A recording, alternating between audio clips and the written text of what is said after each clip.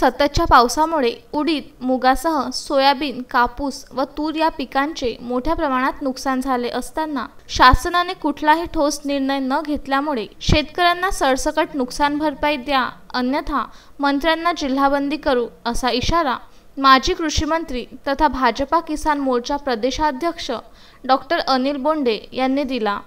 कारंजा येथील आयोजित हुंकार बळीराजाच्या आंदोलनात ते बोलत होते। सरकारवर चौफर टीका करत सरकारच्या कथनी आणि करणीमध्ये कोणताही ताळमेळ नसल्याचे त्यांनी सांगितले। हजारो हेक्टर शेतजमीन बाधित असताना आयुक्तांनी केवळ 6000 हेक्टर क्षेत्र बाधित दाखविले। किमान जिल्हा कृषी अधीक्षकांचा अहवाल ग्राह्य करून शेतकऱ्यांना तातडीने आर्थिक मदत करावी अशी मागणी तहसीलदार यांच्या मार्फत मुख्यमंत्र्यांकडे केली। कारंजा येथील विश्रामगृहावर घेतलेल्या पत्रकार परिषदेत ते बोलत होते। कोरोना महामारीमुळे लागणाऱ्या लॉकडाऊन काळामध्ये आलेले विद्युत बिल कोणीही भरू नये। वीज कंपन्यांनी विद्युत प्रवाह कापल्यास वाशिम जिल्हा भारतीय जनता पार्टी नागरिकांच्या पाठीशी उभी राहील असेही त्यांनी यावेळी म्हटले। आपल्या अध्यक्ष भाषणात भाजपा जिल्हाध्यक्ष आमदार राजेंद्र पाटणी यांनी म्हटले की सततच्या पावसामुळे जिल्ह्यातील उडीद, मुगासह सोयाबीन, कापूस व तूर या पिकांचे मोठ्या प्रमाणात नुकसान झाले। शासन तसेच प्रशासन स्तरावर वारंवार पाठपुरावा करून सुद्धा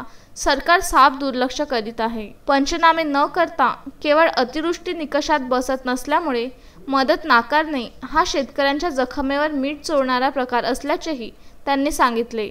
या कार्यक्रमाला भाजपा किसान मोर्चा प्रदेश उपाध्यक्ष ललित समदुरकर, जिल्हा नेते राजू पाटील राजे, माजी नगराध्यक्ष नरेंद्र गोलेच्छा, संघटन महामंत्री सुनील राजे, सुनील काळे, श्याम बढे, नागेश घोपे, मंडळाचे अध्यक्ष डॉक्टर राजीव काळे, ललित चांडक, ठाकूर सिंग चौहान, रवींद्र ठाकरे, श्याम खोडे, प्रल्हाद गोरे, राहुल तुपसांडे, किसान प्रदेश सदस्य विनोद जाधव, जिल्हा पदाधिकारी नितीन काळे, विजय काळे, मीना काळे आदींसह शेकडो पदाधिकारी, कार्यकर्ते व शेतकऱ्यांची उपस्थिती लाभली होती। अक्षय लोटे, विदर्भ न्यूज, कारंजा लाड।